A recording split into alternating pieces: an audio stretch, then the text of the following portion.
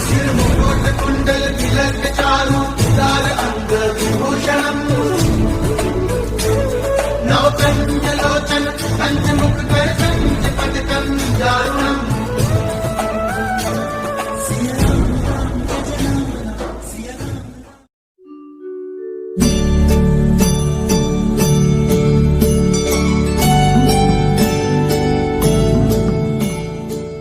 महाराज जी के आज के विशेषांक में रक्षा सूत्र परिवार के सभी सदस्यों का हार्दिक स्वागत है। बाबा जी के भक्तों को राम राम। हाँ, महाराज जी से मिलने वाले हर कोई शायद पहली ही बार में जागृत नहीं हो जाता था। कई लोग आते थे, एक सुखद मिलन का आनंद लेते थे और बिना प्रभावित हुए ही चले जाते थे। ऐसा लगता था कि उनका महाराज जी के साथ कोई काम नहीं था, अर्थात वे इतनी गहराई तक छूने के लिए तैयार नहीं थे, या फिर गुरु का यानी इस विशेष गुरु का या उनका रास्ता नहीं था। बलराम, क्या तुमने महाराज जी के दर्शन किए हैं? मुझे नहीं पता। क्या वह मोटा व्यक्ति वहाँ बैठा हुआ है? फिर वहाँ ऐसे भी लोग थे जो कोई भी ड्रामेटिक झटका अनुभव नहीं करते हुए भी फिर भी किसी सूक्ष्म धागे का प्रतिक्रियात्मक अनुभव करते थे, जो उन्हें बार बार महाराज जी के पास लाता था। मुझे आश्चर्य होता था जब मैं देखता था कि कठोर लोग कैसे महाराज जी के साथ रहते हुए भी पिघल जाते थे। हम जो धारात्मक रूप से खुल गए थे या सूक्ष्मतापूर्वक आकर्षित करते हुए थे, हमारे जीवन में प्रमुख इच्छा यही थी कि महाराज जी के साथ हों।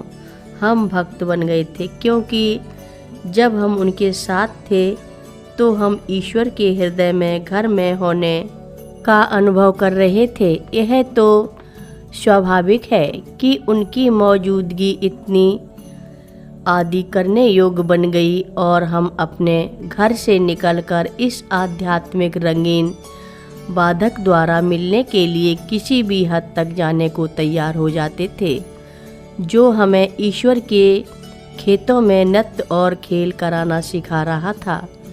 यह ध्यान में नहीं रखा गया कि केवल इसलिए कि आप महाराज जी के साथ रहना चाहते हैं, आप वास्तव में रह सकेंगे।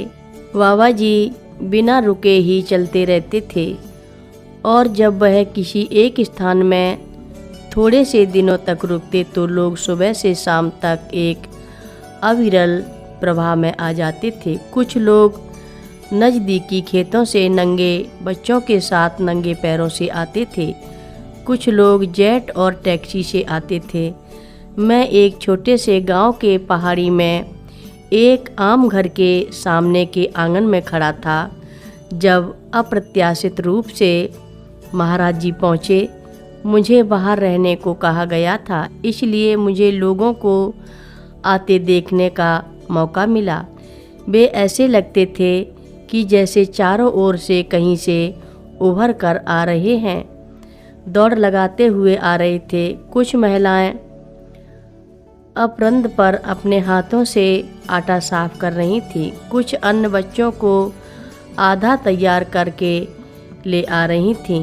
पुरुषों ने अपनी दुकानें छोड़ दी थीं। कुछ लोग आने के साथ ही पेड़ों से फूल तोड़ रहे थे ताकि उन्हें पास कुछ प्रस्तुत करने के लिए हो, लेकिन वे आशा के साथ, खुशी के साथ, आदर के साथ आते थे, जिसे गलती से नहीं समझा जा सकता था।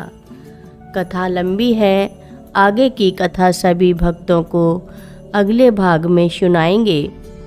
हर रोज़ महाराज जी की कथाएं सुनने के लिए रक्षा सूत्र चैनल को सब्सक्राइब करें, शेयर करें और लाइक करें। घंटी बजाना ना भूलें। कमेंट बॉक्स में लिख भेजें, जय नीव करोरी बाबा जी महाराज। सभी भक्त मिलकर बोलो, नीव करोरी बाबा जी महाराज की जय बोलो, सिद्धि माता की जय बोलो।